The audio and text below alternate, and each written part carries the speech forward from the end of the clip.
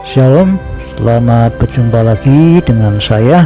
Dan kali ini kita mau belajar tentang mau hidup merdeka. Ya, lagi tadi saya merenungkan tentang kehidupan Tuhan Yesus dari lahir sampai wafat dan naik ke surga. Lalu si Joe ini berkata, terus bagaimana Pak? Saya jawab, saya tidak menemukan ada ayat yang menulis bahwa Tuhan Yesus itu sakit, bro. Padahal kan Tuhan Yesus juga manusia biasa ya, sama seperti kita, cuma bedanya Tuhan Yesus itu tidak punya dosa. Lalu Joy berkata, oh iya, jadi maksud Bapak selama Yesus jadi manusia kok tidak pernah sakit gitu? Saya jawab, ya, awalnya saya berpikir karena Yesus kan Tuhan ya, makanya nggak mungkin Tuhan kok sakit, ya kan? Tapi setelah saya baca ayat ini, maka saya baru mengerti bahwa Yesus tidak pernah sakit apapun karena Roh Kudus ada dalam hidupnya sejak dalam kandungan Maria. Nah, ini ada di Matius 1 ayat 20. Tetapi ketika ia mempertimbangkan maksud itu, malaikat Tuhan nampak kepadanya dalam mimpi dan berkata, Yusuf anak Daud, janganlah engkau takut mengambil Maria sebagai istrimu, sebab anak yang di dalam kandungannya adalah dari Roh Kudus. Ya, kalimat yang terakhir saya ulang, sebab anak yang di dalam kandungannya adalah dari Roh Kudus. Nah, ini kuncinya. Kenapa Yesus bisa hidup merdeka dari penyakit apapun, dari kelemahan apapun, serta dari segala macam belenggu dosa dan dari kuasa jahat manapun? Karena sejak dalam kandungan Maria, Yesus sudah memiliki Roh Kudus. Nah, ini masalahnya. Kita tahu bahwa di mana ada Roh Kudus atau Roh Allah, di situ ada kemerdekaan. Mana itu ayatnya? Ada di 2 Korintus 3 ayat 17. Demikian firman Tuhan, sebab Tuhan adalah Roh, dan di mana ada Roh Allah, di situ ada kemerdekaan. Ya, ulang lagi ya, sebab Tuhan adalah Roh, dan di mana ada Roh Allah, di situ ada kemerdekaan. Nah, itu rahasianya. Jadi artinya kuncinya, kalau kita mau hidup bebas dari apapun juga, merdeka dari apapun juga, itu milikilah Roh Kudus, seperti itu. Lalu Joy ini berkata, oh iya, jadi kunci kita bisa hidup merdeka dari apapun itu adalah milikilah Roh Kudus atau Roh Allah, gitu ya Pak? Nah, saya jawab, ya, itu yang bilang kan firman Allah sendiri, bukan saya. Lalu Joy ini berkata, oh, kalau gitu orang-orang yang masih sakit, miskin atau hutang, dibelenggu berbagai macam hal, itu tidak punya Roh Kudus ya Pak kalau begitu ya?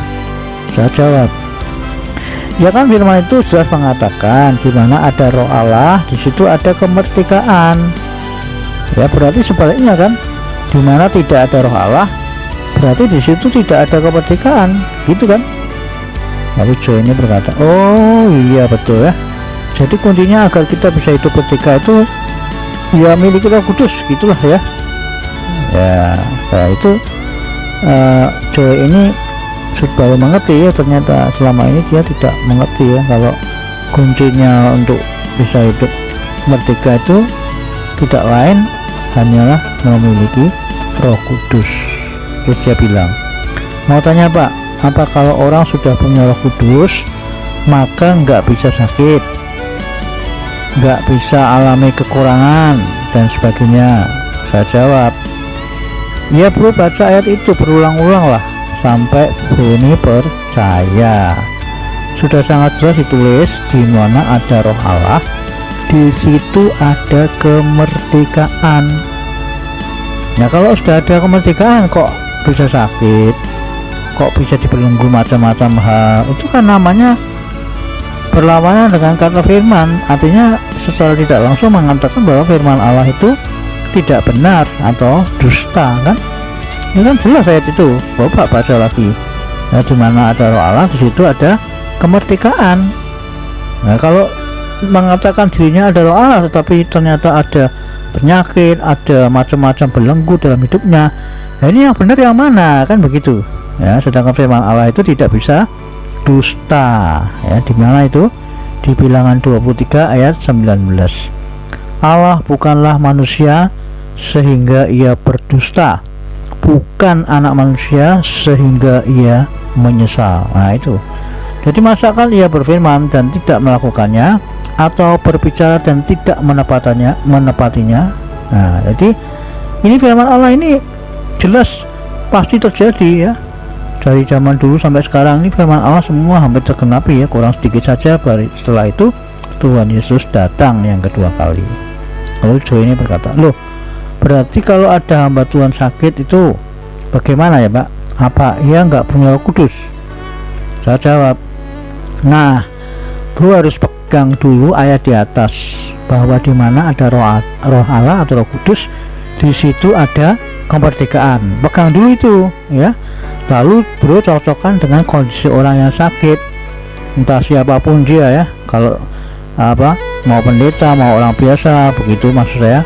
Kalau nggak cocok, maka bro harus percaya pada kata firman Allah, bukan percaya yang lain yang katanya pelayanan begini-begini kok bisa mengalami ini. Nah bukan itu ukurannya ya. Yang betul pasti firman Allah, bukan yang lain, itu maksudnya, paham ya? Nah jadi itu penting sekali ya, memegang firman Allah itu ya. Ternyata ya, kalau kita tidak mau memegang firman Allah ya, kita diubang-ambingkan dengan fakta dan kenyataan yang akhirnya kita malah meninggalkan iman, tidak percaya kepada kata firman ya, begitu. Lalu Joe ini berkata ya, jadi maksudnya kalau gitu hamba Tuhan yang sakit itu nggak punya Roh Kudus gitu dong Pak? Kan buktinya ia sakit.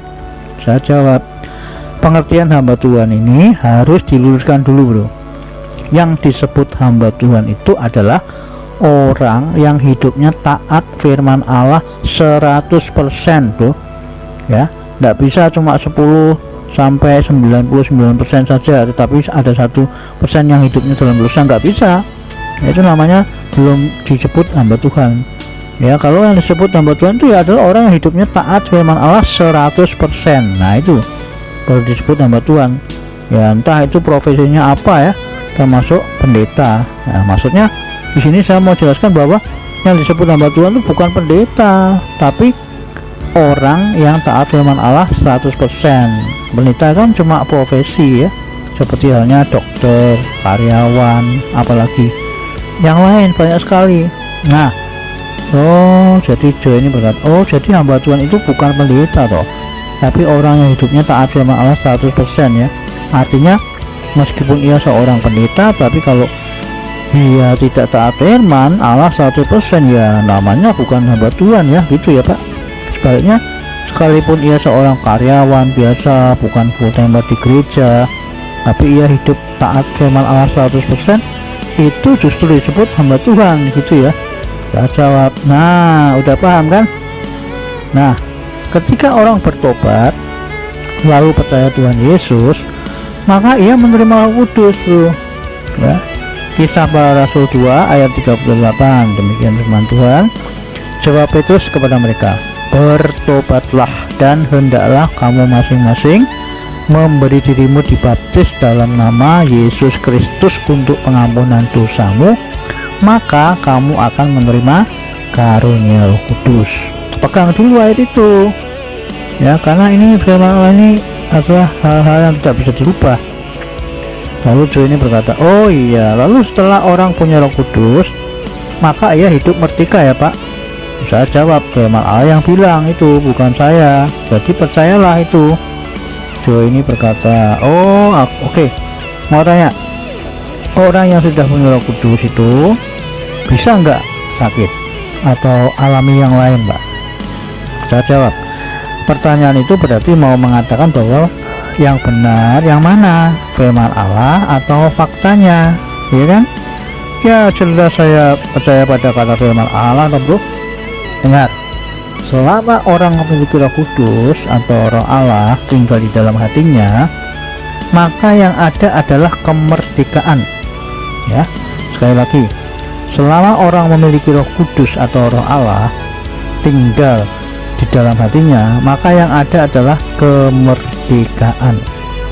Jadi nggak ada itu kondisi yang membingungkan macam pertanyaan bro itu. Yang ada adalah salah satu saja, yakni di dalam orang itu ada Roh Kudus atau tidak. Selesai ya. Karena terang dan gelap tuh nggak bisa bersatu bro. Ayatnya ada itu di 2 Korintus 6 ayat 14. Janganlah kamu merupakan pasangan yang tidak seimbang dengan orang-orang yang tak percaya. Perhatikan ini, sebab persamaan apakah terdapat antara kebenaran dan kedurhakaan? Jawabnya kan nggak ada. Atau bagaimanakah terang dapat bersatu dengan gelap? Juga jawabnya tidak bisa, ya kan? Jadi perhatikan itu, terang tidak bisa bersatu dengan gelap. Lalu Joe ini berkata, oh iya, jadi intinya kalau ada Roh Kudus ya nggak mungkin ada penyakit masuk ke tubuh orang itu ya Pak, atau ada roh jahat yang masuk, ya kan Pak?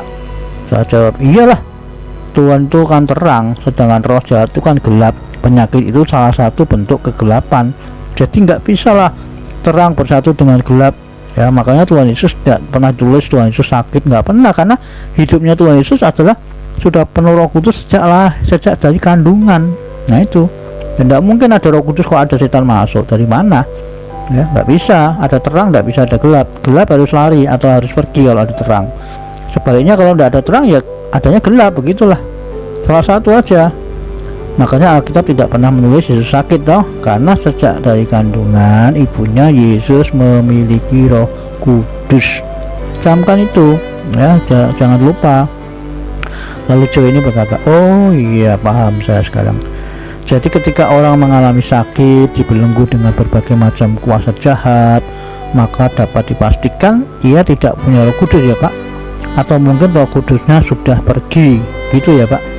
Saya jawab, jelas bro, karena firman Allah itu ya dan amin. Firman Allah tidak bisa salah, camkan itu baik-baik ya. Memang perlu diketahui bahwa ketika orang bertobat sungguh-sungguh dan percaya kepada Tuhan Yesus, maka ia menerima Roh Kudus. Namun bila orang itu tidak bisa menjaga hidup kudus yang Tuhan Yesus beri ya, maka Roh Kudus otomatis pergi, karena nggak mungkin terang bisa campur dengan gelap, itu masalahnya. Nah, saat Roh Kudus pergi itulah maka hidup orang itu tidak ada kemerdekaan lagi. Camkan itu ya. Lalu teman saya ini Joe ini bilang, oh baru terjawab sekarang unek-unek saya.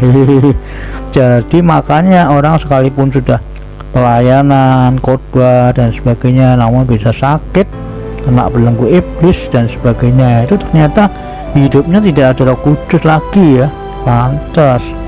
Mau tanya Pak, nah kalau Roh Kudus sudah pergi gitu, apakah orang itu bila bertobat Roh Kudus bisa kembali lagi?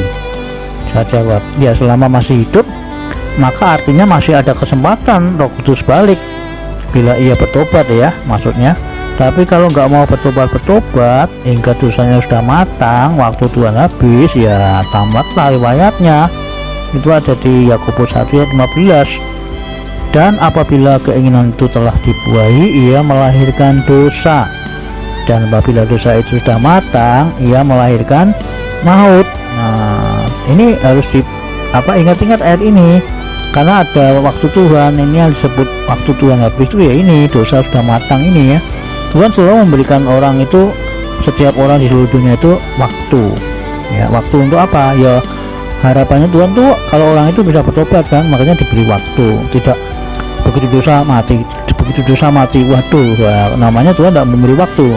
Makanya Tuhan Maha Adil yang memberi waktu untuk bertobat. Tapi kalau sudah sekian lama tidak bertobat, nah ini namanya dosanya sudah matang ya, mau tidak mau ya sudah habis riwayatnya ya.